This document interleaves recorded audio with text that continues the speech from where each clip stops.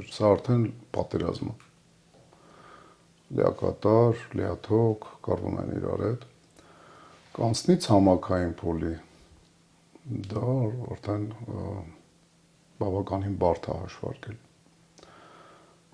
Այս պատերազմի այս կարգը օդային նախապատրաստել էր դեռևս սրանից կես տարուց ավել առաջ Իրանը։ Ոնց պարզ դարձավ, ասենք, ինքը մենակ օդային հարվածներ չհասցրեց, չէ։ Նաև էլի օդային, բայց բանով FPV-ներով տեղի Իրանի տարածքում նախորոք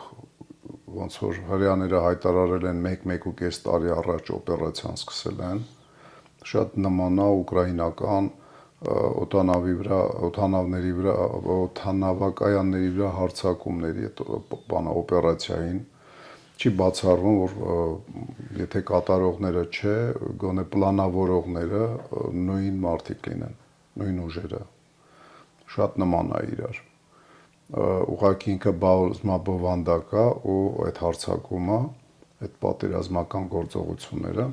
եւ միայն FPV-ներով հարձակում չի, այլ նաեւ հրթիռներով, ավիառումբերով